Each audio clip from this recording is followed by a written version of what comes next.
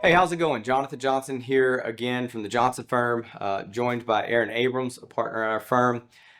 We've talked before about kind of the misgivings and the confusion related to the term temporary restraining order or restraining order. And we talked about some of the ones that you didn't need to worry about, the ones that were more standard. Yes, you need to be aware of what the requirements are and what the law allows. But they weren't things that were prohibiting you or were evidence that you had been accused of some sort of, horrible activity or that prohibited you from seeing your kids or something like that. Um, what I want to talk about in this one, though, is the protective orders or restraining orders and injunctions that we do need to worry about. Sure. That should raise your level of concern and also your urgency with which you seek an attorney and legal counsel. So we kind of talked about it before. There are different terms in this. There's restraining order, there's injunction, and then there's a permanent injunction. And generally speaking, the process for that is I apply to the court based upon some sort of either evidence or in some situations, like we talked about in the last video, you don't need any evidence, you just ask for it. And the court's going to issue a temporary restraining order. That's typically going to be in place until we either get to a hearing officer conference, or if we're talking about a Title 46 or one of these other protective orders, they have certain delays within which they have to be heard. That's right. Okay. So the first step I kind of want to talk about before we get into the meat and potatoes of everything is the procedure, the stuff that just everybody loves. If somebody files a temporary, a protective order, let's say it's under Title 46, and they get that temporary order, how long is that order in place, and how long do they have for the court to actually give you an opportunity to go in and defend yourself? Right. Yeah, that's a great question. And to kind of back it up just one step further, a lot of people need to understand too that when you're filing a protective order, you're asking the court for immediate relief. Okay. Before there's a hearing, before the defendant, everybody's heard of due process, before they have their day in court. So there's certain requirements you have to comply with for that procedure to do so. But because the defendant hasn't yet had their day in court, there's going to be really strict timelines, like you mentioned, that they have to comply with. So generally, if you're filing for a protective order under Title 46, specifically in family court, that's going to be in effect for 21 days before the court's going to require that you need a hearing. Okay. Now, that 21 days can be extended for good cause shown to the court of reasons why we need an extension, and there's various ones that may be. But that's limited too. But that is They limited. can't do That's that correct. unlimited. Cannot do it forever and ever and ever. You have to show good cause to the court. But generally we're seeing not only an answer hearing, but certainly if a trial is required on a protective order, we're seeing that well within a 45-day mark. Okay. So, let's put ourselves in this situation. You have children with someone, or you're in a relationship with someone, and they file this restraining order. How are you going to find out about it? Yeah, you'll probably get served. That's right. So civil sheriff's going to come knock on your door, and they're going to hand you a stack of papers, and it's going to have some very official things that we call citation, which is printouts from the clerk's office that says you are being sued for this, and you must answer this within so many days. And if you read every word of that, and if you have some understanding of the law, then you'll know what you're up against. That's right. What percentage of our clients get that and have any idea what the process is? So few. And I think a large part of that is because when you see you're being sued and then you flip the page and you see it's a protective order, I mean, I'd shut down in that moment. 100%. So, all right. So they've applied to this, and there has to be a hearing by law within 21 days. Okay. That extension you talked about, though, and again, we like to get in the weeds on this stuff a little bit. That's the reason we do these kind of longer form videos. But not every attorney is as up on these areas as particularly you are. I mean, It's a specialized area. You have done the work on this, and so that extension can't come after they miss the deadline. That's correct. It has to be extended prior to the 21 days running. That is correct. So what we generally have seen, and the way our court practice here in Calcasieu has gone to, is if a protective order's filed and the temporary order is granted, then you're going to have an answer hearing or some sort of hearing in front of a hearing officer or the judge within that 21 days. Absolutely. You're going to get the opportunity to show up. You're going to have the opportunity to get an attorney, and your attorney shows up there with you. And there may be some chance to kind of resolve this whole situation. And Right. we've talked about some of the other orders you could get that maybe are outside of the Title 46, something a little bit more minor. Maybe there's some concerns that need to be addressed, and so we address them. Maybe they've been withholding the child because, hey, the child was part of the protective order. That's right. And so your main concern is, look, I need to be able to see my kid. I hadn't seen my kid in 14 days or something like that. That's right. So you're going to get that hearing within that. So when we talk about that extension, it's when, all right, we're not able to resolve it at that hearing, and the defendant or the person that was served with this thing is saying, hey, I want a trial because what she's putting here or what he put in here or whatever is not true. Right. I didn't do what they're saying, or they took this completely out of context, and I want to put it in context. I need my due process. I need my day in court. That's right. And what's important, we talk about this a lot in these videos, okay? You need an attorney that A, knows the procedure, knows the process, but B, is ready to show up as soon as they get involved on the case and start preparing your case to try it, to defend you in the event the other side is being completely unreasonable in their demands on the case. That's right. And let's talk about now why that's so important. So we get through that 21-day, we've had our answer hearing, and now it's set for trial. And maybe it's been extended a few days because they couldn't hear our case within 21 days. But we're inside that 45 days that you talked about, and we're having a trial, okay?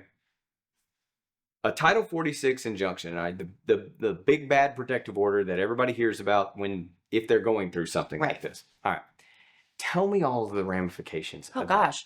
Yeah, I mean, the law provides for these presumptions that automatically attach when a permanent protective order gets granted. So specifically in cases where, there's a divorce that's going to be happening and there's custody that's going to be involved and there's minor children, if a protective order gets issued against you, you have a presumption that's created in law. It can be rebut, but it starts by saying you cannot have joint custody, you cannot have sole custody, you can't have unsupervised visitation until you overcome this presumption that the law has placed on you. Right. And to do that, it's a three-pronged presumption that you have to show the court. You have to, show that they're not, using substances or alcohol in a negative way. You have to show that's in the best interest of the child, and you have to complete a 26-week domestic violence offenders program. And just for everyone, really quick on that, 26 weeks, that's 6 months. That's half a year. So if you think, 21 days or 45 days to get to that hearing is a long time, we're going 6 months with no unsupervised visitation. That's a big deal. Yeah, and if there's not some family member or somebody that's willing to supervise, you may be talking about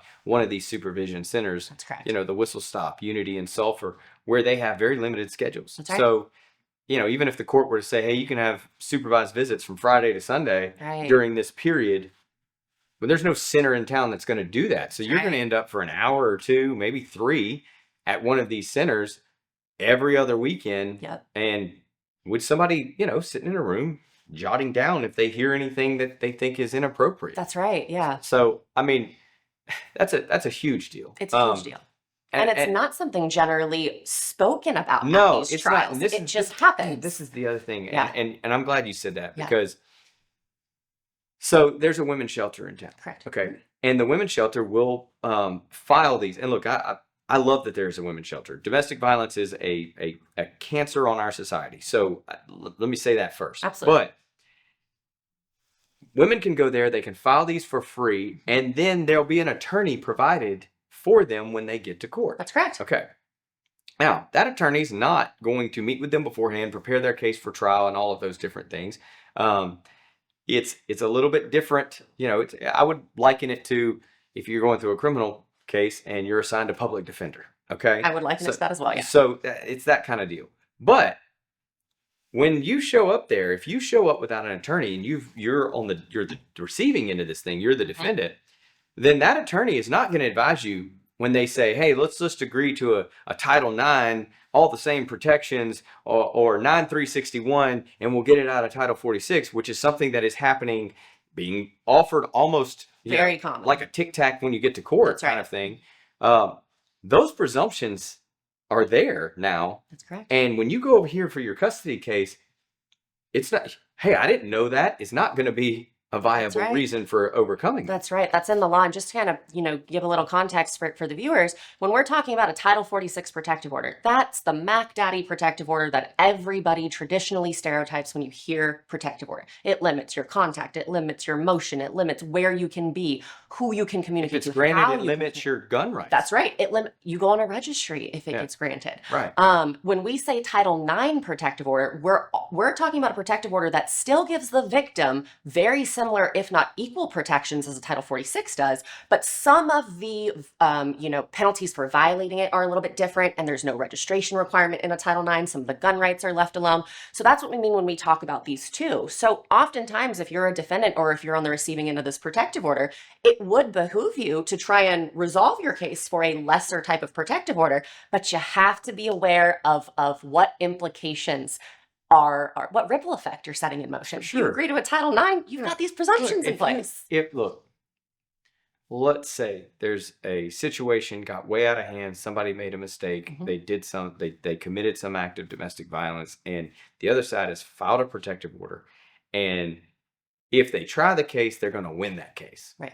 Okay, because it fits the definition. It fits the definition, and the person that comes in to talk to us about it, they're like, "Look, it was the worst moment of my life, right. and I did this." Okay, if you go in there and you just agree, all right, which a lot of people think they should. Right. Okay, well, hey, I did it. I shouldn't fight this.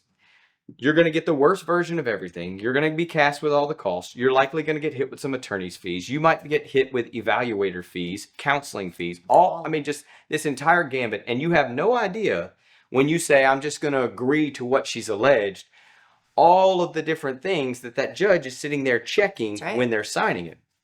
Okay. So you may think, well, I did it, so I don't need an attorney. No, you do, because all the more reason to still get one. Because you have even more to lose if this thing goes poorly, because you're not even able to later say, well, no, I didn't do it. Okay, right.